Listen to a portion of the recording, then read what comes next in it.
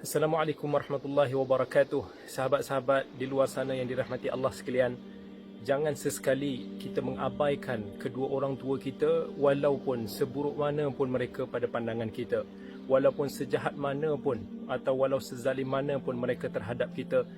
Tak boleh sama sekali untuk dijadikan alasan kepada kita untuk nak mengabaikan kebajikan orang tua kita. Ingat, dalam suratul Luqman, Allah Azza wa Jalla telah berpesan kepada kita, wa in jahadaka ala an tusyrika bi ma laysa laka bihi ilm fala tuti'huma wa sahibhuma fid dunya ma'rufa.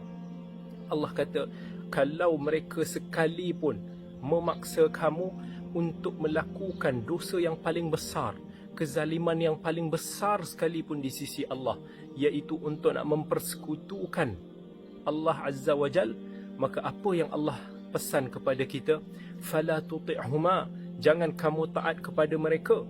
Tetapi adakah bila kita tidak taat bererti kita kena derhaka? Adakah bila kita tidak taat kita boleh menaikkan suara kita ataupun kita menjauhi mereka? Tidak sama sekali. Tetapi Allah kata, fala tuti'huma, jangan taat kepada mereka, tetapi tetaplah kita bersahabat dengan mereka. Fid dunya ma'rufa, bersahabatlah dengan mereka di dunia ini dengan penuh ihsan, penuh kebaikan. Iaitu bila Allah gunakan perkataan sahabat, suhbah ini, maksudnya kita berdamping dengan mereka. Kita kena selalu melazimi mereka. Jangan kita boikot mereka. Jangan kita abaikan kebajikan mereka dengan alasan kezaliman atau kekurangan mereka terhadap kita dahulu. Di dalam agama sama sekali tidak membenarkan untuk kita membalas kezaliman dengan kezaliman. Jangan bila mana kita merasakan mak ataupun ayah kita dahulunya mengabaikan kita, maka kita boleh mengabaikan mereka dikala mereka sudah tua. Walaupun di dalam agama pada masa yang sama Allah Azza wa Jal melarang sama sekali kepada ibu bapa untuk menzalimi keluarga ataupun anak-anak mereka. Tetapi ia tidak dijadikan lesen bagi anak-anak untuk memutuskan hubungan ataupun tidak berbakti kepada orang tua kerana mereka dahulunya menzalimi ataupun mengabaikan kita. Ingat bahawa berbakti kepada orang tua adalah wasiat daripada Allah Azza wa Jal. Dalam Al-Quran beberapa kali Allah berpesan, wa wassaynal insana biwalidayhi ihsana. Allah telah berpesan kepada manusia untuk terus berbakti kepada orang tua mereka. Dan bila Allah Azza wa Jal yang berpesan kepada kita, ia bukan sebarang pesan. Bila Allah berwasiat kepada kita, ia bukan sebarang wasiat, tetapi ia adalah wasiat yang paling besar, wasiat yang paling utama daripada Yang Maha Esa kepada kita sebagai hamba-Nya. Kerana berbakti ini menuntut untuk nak kita melawan kehendak kita, melawan keinginan ataupun emosi kita.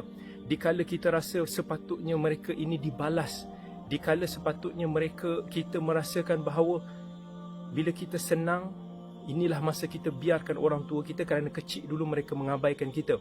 Tetapi kita lawan kehendak tersebut, emosi tersebut, kerana kita ingat itu adalah wasiat Allah kepada kita. Dan buat ibu bapa di luar sana, jangan zalimi anak-anak kita. Jangan zalimi keluarga kita. Jangan abaikan mereka. Kerana Allah mengharamkan kita untuk saling berlaku zalim, baik ibu bapa ataupun anak-anak. Allah kata, inni haramtu dhulma ala nafsi wa ja'altuhu bainakum muharraman fala tadhalamu. Sesungguhnya aku, Allah Azza wa Jal, yang memiliki segala kekuasaan, mengharamkan ke atas dirinya untuk berlaku zalim. Maka Allah memerintahkan kepada kita untuk tidak saling berlaku zalim, iaitu sama ada anak kepada ibu ayahnya ataupun ibu ayah kepada anak ataupun kepada sesiapa sahaja. Ingat, dalam Al-Quran bila Allah mengisyaratkan kepada kita, wa qur rabbirhamhuma kama rabbayani saghira, Allah sebut antara doa seorang anak kepada ibu orang tuanya, ya Allah, rahmatilah, kasih sayanglah kepada kedua orang tua kami sebagaimana mereka mengasihi aku. Bila digunakan perkataan kama rabbayani, sebagaimana mereka mengasihi kami, kita kena ingat bahawa hukum alam ini selalunya apa yang kita lakukan akan dibalas sedemikian. Bila kita mengabaikan anak-anak kita, maka janganlah kita mengharapkan mereka itu akan berbakti sebaiknya kepada kita, kerana lumrah manusia yang penuh kejahilan dan kekurangan akan mudah untuk nak mengikut emosi mereka, pertimbangan mereka, ataupun satu keputusan yang berlainan ataupun berlawanan dengan dan kehendak Allah Azza wa Jal. Jadi pesan saya kepada semua ibu bapa juga, bantulah anak-anak kita untuk mereka menjadi anak yang berbakti dan anak yang saleh.